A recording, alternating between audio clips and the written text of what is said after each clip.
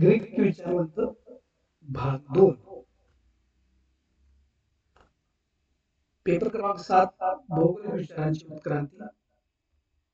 सहाय्यक प्राध्यापक प्रवीण कुमार महेंद्र कांबळे, भूगोल विभाग. ग्रीक विचारवंत भाग 1 मध्ये आपण होमर, थेल्स, अनेक्झिमेंडर आणि हेकाटस या ग्रीक विचारवंतांच्या बद्दल आपण माहिती पाहिलेली आहे. त्यानंतर आज आपण ग्रीक विचारवंत भाग 2 मध्ये प्रामुख्याने हेरोडोटस, त्यानंतर अरिस्टॉटल, त्यानंतर अलेक्झांडर दी ग्रेट, इरॅटोथेनिस, हिप्पार्कस आणि पोसोडोनियस या ग्रीक विचारवंतांच्या बद्दल भाग 2 मध्ये आज आपण माहिती पाहणार आहोत. सर्वप्रथम हेरोडोटस हा इसवी सन पूर्व 5व्या शतकातील विचारवंत आहे. त्याला इतिहासाचा जनक म्हणून देखील ओळखलं जातं. हा जर इतिहासाचा जनक असला तरी भूगोलाच्या दृष्टिकोनातून महत्वाचा आहे, कारण इतिहास आणि भूगोल यांचा परस्पर सहसंबंध आहे. त्यामुळे या दोघांचा एकत्रित अभ्यास केला गेला पाहिजे असं त्यानं मत मांडलं. आणि त्यानं हे मत मांडत असताना त्यानं सांगितलं की ऐतिहासिक घटना मागे भौगोलिक पार्श्वभूमी असते, त्यामुळे सर्व इतिहास हा भौगोलिक दृष्टिकोनातून पाहिला पाहिजे आणि भूगोल हा ऐतिहासिक दृष्टिकोनातून पडताळला पाहिजे, हा सिद्धांत त्यानं मांडलेला आहे. त्यानंतर त्यानं नाईल नदीचा अभ्यास केला आणि नाईल नदीचा अभ्यास केल्यानंतर त्यानं की नाईल नदीनं जो वाहून आणलेला गाळ आहे त्यामुळे त्रिभुज प्रदेशाची निर्मिती झालेली आहे. आणि या त्रिभुज प्रदेशाच्या निर्मितीमुळे काय झालेलं आहे की पूर्वी जी किनारपट्टीला बंदरे होती ती अंतर्गत भागात गेलेली आहेत. ही अंतर्गत भागात जाण्यासाठी प्रामुख्याने प्रमुख कारण कुठलं असेल तर नाईल नदीने वाहून आणलेला गाळ, ही भौगोलिक पार्श्वभूमी आपल्याला समजावून घ्यावी लागेल किंवा पडताळून पाहावं लागेल. त्यानंतर पुढे त्याला संकल्पना मांडली ती म्हणजे हिवाळ्यात सूर्य हा दक्षिणेला सरकतो आणि सरकण्यासाठी वारा हा कारणीभूत आहे असं त्यानं मत मांडलं. वारा हा घटक जरी बाजूला आपण ठेवला तरी सूर्याचं भासमान भ्रमण आपण विचारात केलं तर उत्तर गोलार्धात उन्हाळ्यात सूर्य उत्तरेला असतो आणि थोडासा तो हिवाळ्यात दक्षिणेला सरकतो भासमान भ्रमणामुळे, त्यामुळे उत्तर गोलार्धात हिवाळा असतो हे आपल्याला मान्य करावं लागेल आणि दक्षिण गोलार्धात त्याच वेळी उन्हाळा असतो हे आपल्याला भासमान भ्रमणामुळे. परंतु त्याची तत्कालीन परिस्थिती आणि याचं निरीक्षणाचा विचार करता त्यानं वाऱ्यामुळे सरकतो असं त्यानं मांडलेलं आहे. कारण की पृथ्वी ही 23.5 अक्षांना तळलेली असल्यामुळे ती काही वेळा उत्तर गोलार्ध आणि काही वेळा दक्षिण गोलार्धाकडे हे भासमान भ्रमण आपण अभ्यासलेलं आहे, हे आपल्याला मान्य करा. त्यानंतर त्यानं आफ्रिका खंडाची 3 भागामध्ये विभागणी केलेली आहे. पहिला भाग आडवं वितरण आहे प्रामुख्याने. यामध्ये प्रामुख्याने हा जो प्रदेश आहे तो कोणता तर प्रामुख्याने अटलास पर्वतापासून नाईल नदीचा प्रदेश हा पहिला भाग. या पहिल्या भागामध्ये काही भटके लोक राहतात आणि स्थायिक शेतकरी देखील आहेत हे त्यानं सांगितलं. त्यानंतर दुसरा विभाग त्यानं सांगण्याचा प्रयत्न केला याच्याच दक्षिणेला, त्यामध्ये हिंस्र प्राणी आहेत आणि हिंस्र प्राणी त्याचबरोबर काही अरब लोक खजुरांची शेती देखील करतात, हा दुसरा पट्टा त्यानं सांगण्याचा प्रयत्न केला. त्यानंतर तिसरा पट्टा, या तिसऱ्या पट्ट्यामध्ये प्रामुख्याने महावाळवंट आहे किंवा सहारा वाळवंट आहे. अशा पद्धतीनं आफ्रिका खंडाची त्यानं 3 भागामध्ये विभागणी केलेली आहे. त्यानंतर पुढील विचारवंत अरिस्टॉटल हा इसवी सन पूर्व 4थ्या शतकातील विचारवंत आहे. ह्यानं राज्यशास्त्राच्या अनुषंगानं महत्वाच्या संकल्पना मांडल्या, त्यामुळेच भूगोलाला राजकीय भूगोल ही शाखा नवीन निर्माण झालेली आहे आणि राजकीय भूगोलाचा तो पाया देखील घातलेला आहे असं देखील अरिस्टॉटलला म्हटलं तरी राजकीय भूगोलाचा पाया त्याने घातलेला आहे असं मानलं जातं. त्यानं राजकीय भूगोलाच्या अनुषंगानं संकल्पना मांडल्या की आदर्श राज्य कशाला म्हणावं, सर्वातले लहान राज्य आहे त्याला आदर्श राज्य म्हणावं. आणि खऱ्या अर्थानं राज्याची निर्मिती कशातून होते तर मानवी स्वभावातून होते, मानवाच्या संघटन स्वभावातून होते आणि मानव काय करतो आपल्या गरजेतून कुटुंब गाव एकत्र येऊन राज्याची निर्मिती करतो असं त्यानं सांगायचा प्रयत्न. त्यानंतर त्यानं पुढील संकल्पना मांडली, ती म्हणजे कोणत्याही घटकाचं ज्ञान प्राप्त होणे म्हणजे काय, तर त्या मागील कारणांचा शोध घेणे म्हणजेच खऱ्या अर्थाने ज्ञान प्राप्त होणे. ज्ञान प्राप्त होणे म्हणजे काय, तर त्या मागील कारणांचा शोध घेणे म्हणजेच खऱ्या अर्थाने ज्ञान प्राप्त होणे. त्यानंतर त्यानं पुढील महत्वाची संकल्पना मांडली, ती म्हणजे ग्रीक विचारात प्रायोगिक आणि निरीक्षणात्मक विज्ञानाचा पाया घालण्यास त्यानं भर घेतलेला आहे. म्हणजे विज्ञानामध्ये जे प्रयोगशीलता आलेली आहे, निरीक्षण आलेलं आहे, हे खऱ्या अर्थानं पाया घालण्याचं काम जर कोणी केलं असेल तर ते अरिस्टॉटल या विचारवंतांनी केलं. त्यानंतर पुढील विचारवंत आहे Alexander the great. Alexander the great हा इसवी सन पूर्व 4थ्या शतकातील विचारवंत आहे. तो अरिस्टॉटलचा शिष्य आहे, त्यामुळे साहजिकच त्याच्याकडे देखील तो वैज्ञानिक दृष्टिकोन आलेला आहे. गुरुकडून शिष्याकडे तो वैज्ञानिक दृष्टिकोन येणं साहजिकच आहे, हे आपल्याला मान्य करावं लागेल. त्यानंतर तो वयाच्या 20व्या वर्षी मेसोडेनचा राजा बनलेला आहे. तो शिस्तबद्ध होता, धाडसी होता, साहसी होता, शूर होता आणि संघटन कौशल्य त्याच्याकडे होतं.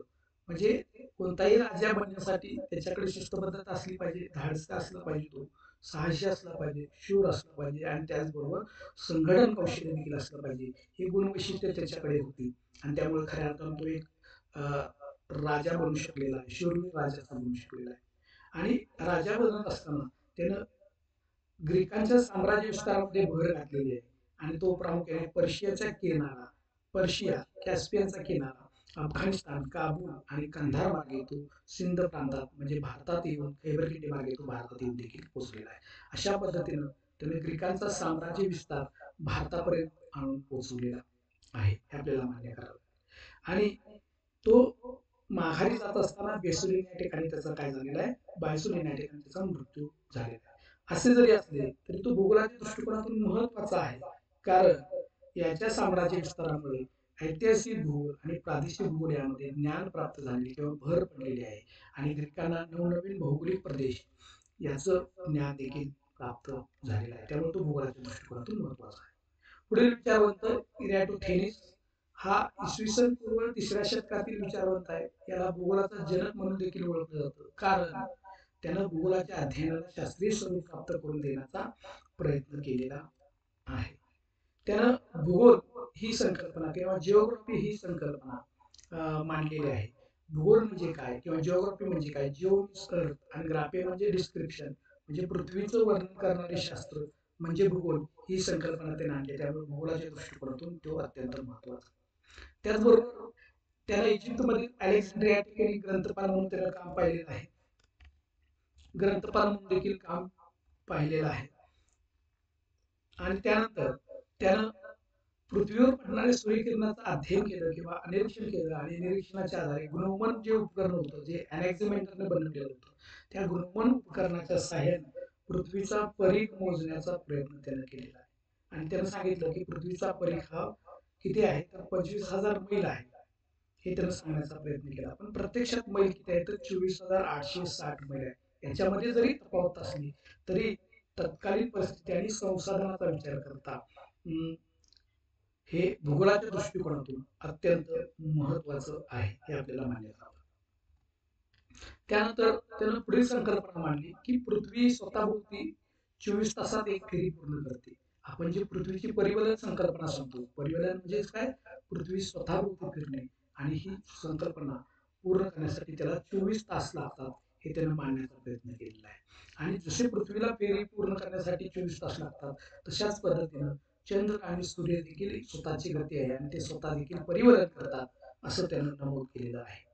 त्यानंतर त्यानं हवामानाचे 5 प्रकारात विभाग केले. पहिला म्हणजे उष्णकटिबंधीय, समशीतोष्ण कटिबंधाचे 2 विभाग आणि शीतकटिबंधाचे 2 विभाग, अशा पद्धतीनं हवामानाचे 5 भागामध्ये विभागणी त्याने केलेला आहे. पुढील विचारवंत हिप्पार्कस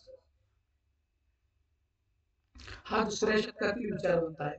हिप्पार्कस खगोलशास्त्रज्ञ आणि गणितशास्त्रज्ञ म्हणून देखील प्रसिद्ध होता. त्याने अलेक्झांड्रिया या ठिकाणी ग्रंथपाल म्हणून देखील काम पाहिले, म्हणजे इरॅटोथेनिस नंतर ग्रंथपाल म्हणून काम पाहिलेलं आहे. तो गणितज्ञ आणि खगोलतज्ञ असल्यामुळे त्याने प्रामुख्याने वर्तुळाची 360 अंशामध्ये विभागणी केलेली आहे. म्हणजे 360 आज आपण वर्तुळाची विभागणी सांगतो ती प्रामुख्याने हिप्पार्कसने केलेली आहे. त्यानंतर त्याने पुढे संकल्पना मांडली. विषुववृत्ताला त्यानं बृहद्वृत्त असं म्हटलेलं आहे किंवा त्याला ग्रेट सर्कल असं म्हटलेलं आहे.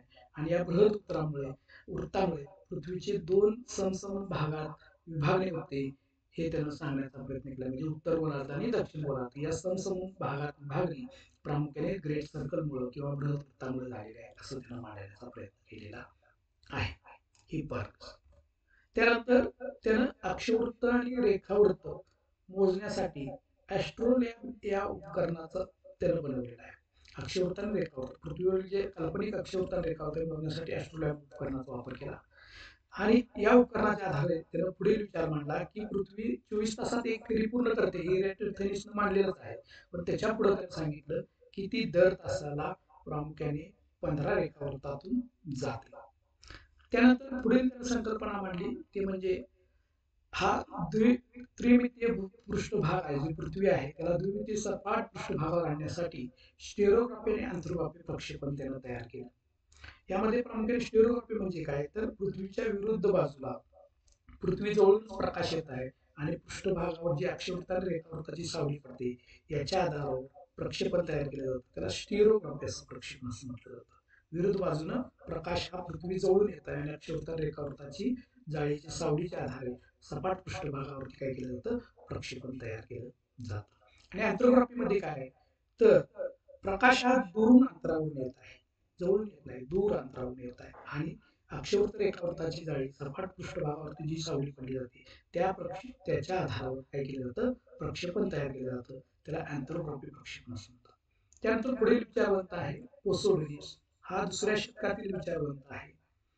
त्यानं पुढील संकल्पना मांडली की पृथ्वी गोल आहे. ही ग्रीक विचारवंतांनी ऑलरेडी अगोदरच संकल्पना मांडलेली होती आणि या संकल्पनेच्या आधारावर त्यानं सांगितलं की अटलांटिक महासागरातून जर आपण 7,000 मैल प्रवास केला तर आपण निश्चितच भारतापर्यंत येऊन पूर्व किनाऱ्याला येऊन पोहोचू शकतो असं त्यानं अनुमान काढलेलं आहे.